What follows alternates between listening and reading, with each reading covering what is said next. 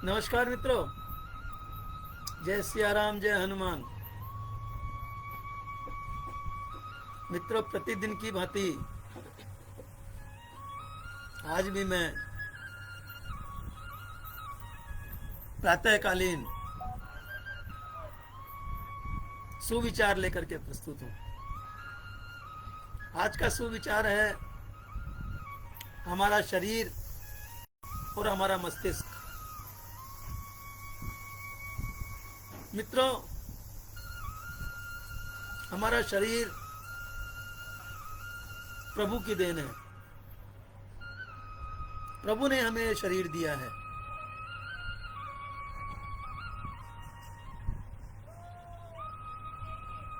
लेकिन मस्तिष्क केवल प्रभु ने बनाया है, उसको विकसित करना हमारा कार्य है। दिमाग को हम विकसित करेंगे, हमें करना चाहिए और हम ही करते हैं। भगवान दिमाग को विकसित नहीं करता। विकसित करने का कार्य भगवान ने हम पर छोड़ा है, हमारे गुरुजनों पर छोड़ा है, हमारे मास्टरों पर, अध्यापकों पर छोड़ा है, हमारे राहगीरों पर छोड़ा है, जो हमें नए नए रास्ते सुझाते हैं। उन पर मस्तिष्क को बढ़ाने में सहारा देने का कार्य सौंपा है। बढ़ाना हमें ही है, इसे विकसित हमें ही करना है। मित्रों, शरीर के 3 भाग कर लीजिए। एक भाग मुख से ऊपर, दूसरा भाग मुख से लेकर के नाभि तक, तीसरा भाग नाभि से लेकर के और पैरों तक। मस्तिष्क से ऊपर का भाग जो है, मुख से ऊपर का जो भाग है, वो हमारी नासिका सांस लेने के लिए है। अर्थात इसके बिना हम जीवित नहीं रह सकते। इसी से हमारे फेफड़े चलते हैं, हमारा श्वास चलता है, इसी से हमारा खून साफ होता है और इसी से हमारे शरीर को प्राणवायु प्राप्त होती है।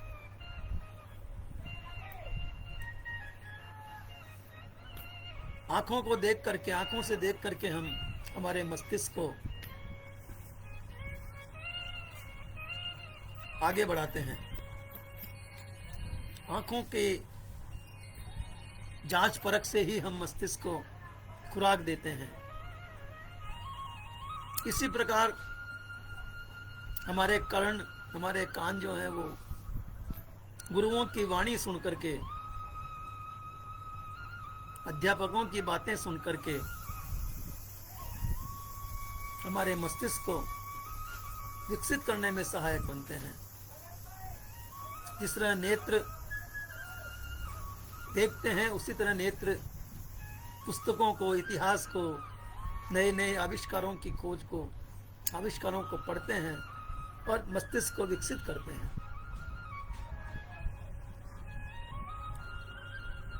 उसके नीचे आइए, मुख जो है हमारा, वो केवल हमारे शरीर को चलाने के लिए है। उससे हम भोजन करते हैं, जिससे हमारा रक्त बनता है, मांस बनती है, हड्डियां बनती है और हमारा शरीर चलता है। तीसरा भाग नाभि से नीचे का है, जिससे हम 2 कार्य करते हैं। एक कार्य है शरीर में दूषित पदार्थों को बाहर निकालना, उनका विसर्जन करना, यानी मलमूत्र को बाहर निकालना।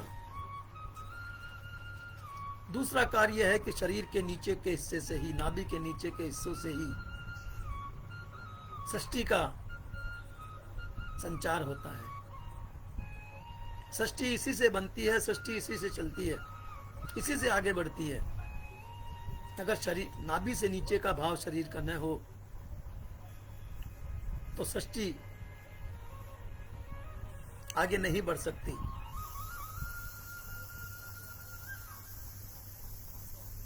मनुष्य का, प्राणियों का जन्म ही खत्म हो जाएगा, जन्म लेना ही समाप्त हो जाएगा, जन्म की प्रक्रिया ही समाप्त हो जाएगी और सृष्टि का आगे बढ़ना रुक जाएगा। तो मित्रों, शरीर में हम कितना भी कुछ कर लें, कितनी भी ताकत बना लें, कितना भी शरीर हट्टा कट्टा कर लें, लेकिन मस्तिष्क के बिना सब बेकार है।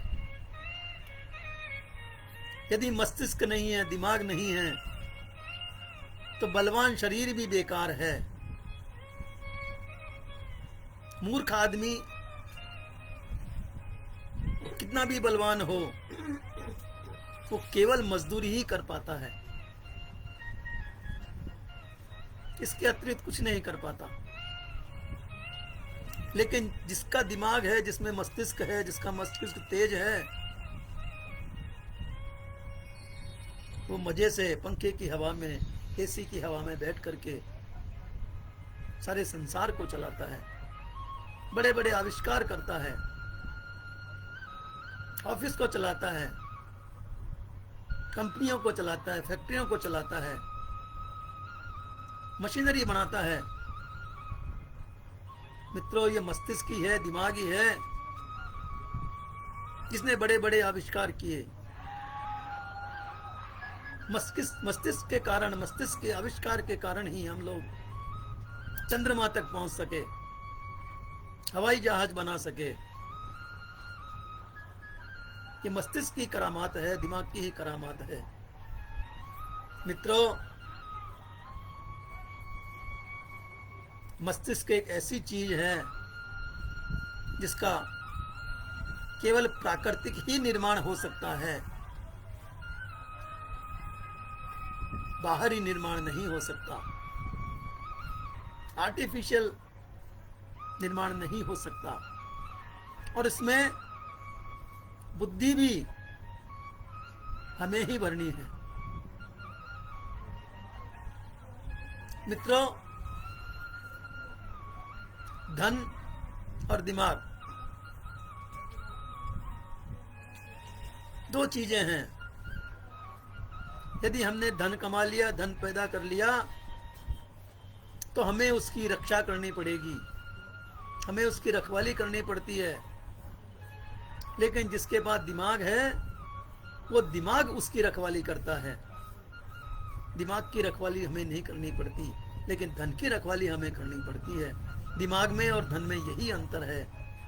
जिसके पास धन है, अगर दिमाग नहीं है तो वह व्यर्थ है, और जिसके पास दिमाग है वो तो धन पैदा कर सकता है, धन पैदा करता है।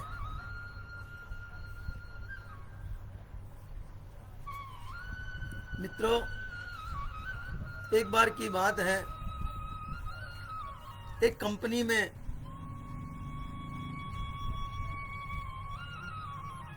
एकदम मशीनें बंद पड़ गई।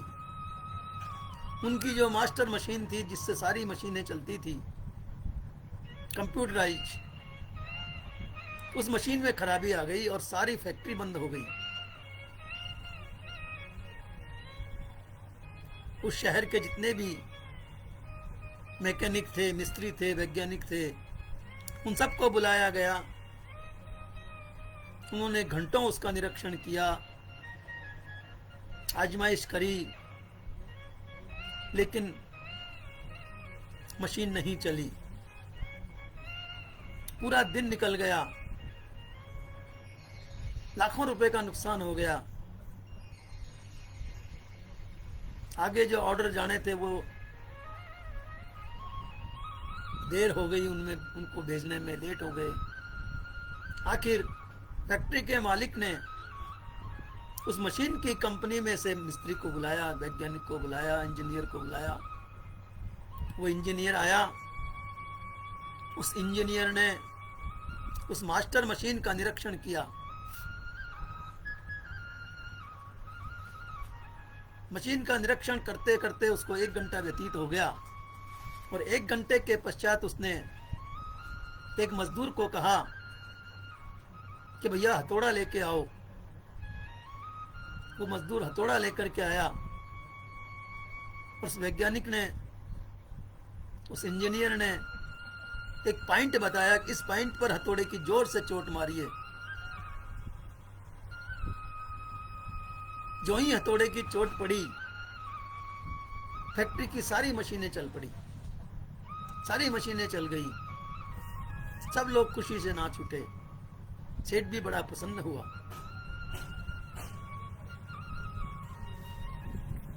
उसने इंजीनियर को ऑफिस में बुलाया और कहा कि बताइए आपको क्या दिया जाए, क्या फीस दी जाए आपकी।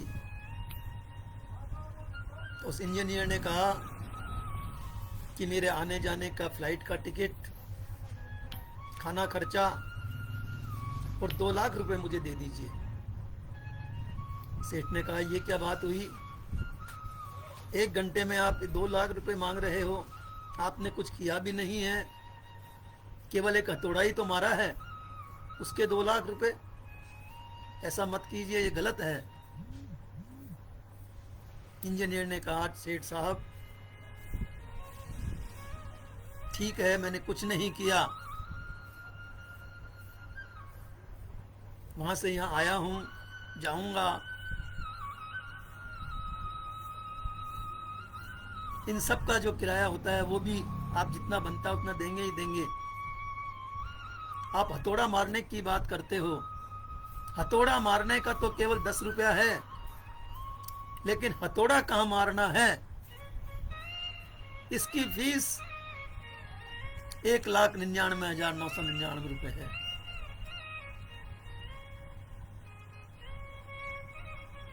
एक 1,99,990 रुपए इस बात के हैं कि हथौड़ा कहाँ मारना है। आप चाहें तो हथौड़ा मारने के 10 रुपए काट लीजिए, बाकी के पैसे मुझे दे दीजिए। तो मित्रों, ये मस्तिष्क का खेल है। उसका दिमाग था, उसका मस्तिष्क था, उसे मालूम हुआ कि कहाँ इसमें खराबी है, कहाँ कुछ अटक रहा है, कहाँ कौन सा पुर्जा अटक रहा है। उसके मस्तिष्क ने, उसके दिमाग ने वो पुर्जा पकड़ लिया और उसने हथौड़ा मार करके उस अड़चन को दूर करी और मशीनें चालू हो गई।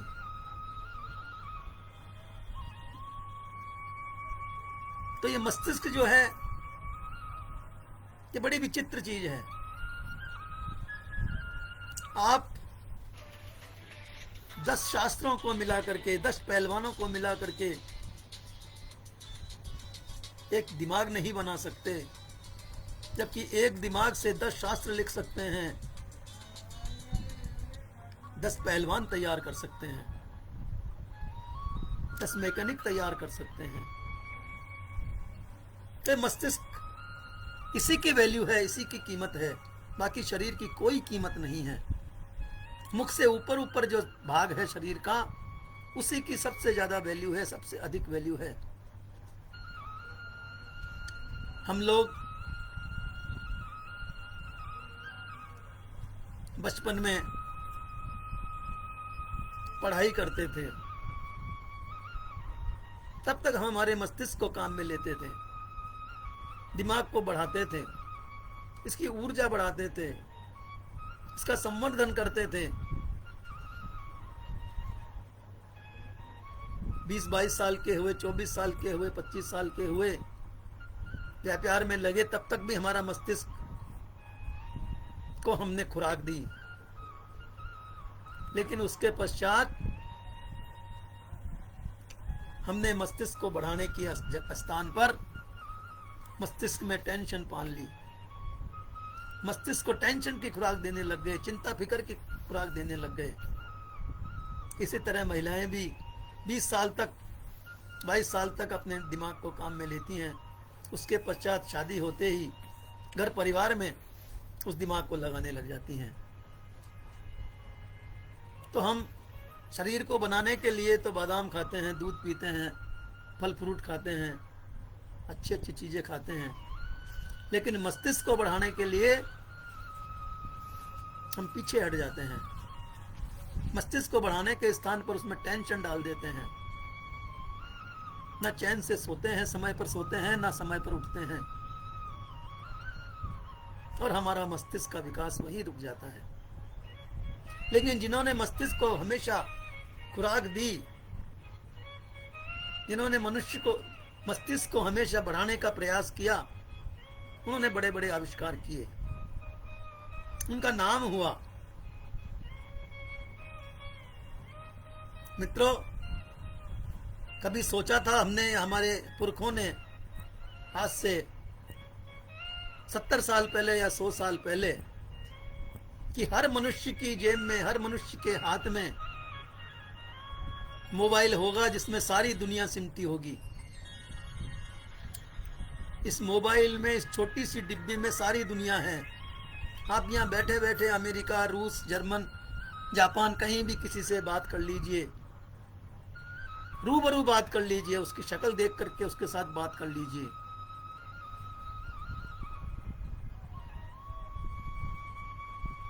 जापान में खेल होते हैं, हम घर बैठे खेल देखते हैं, आनंद लेते हैं।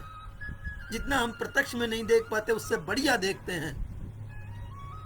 यह है मस्तिष्क का खेल। किसी को पता था क्या कि एक छोटी सी सिम, उसमें सारी दुनिया समा जाएगी।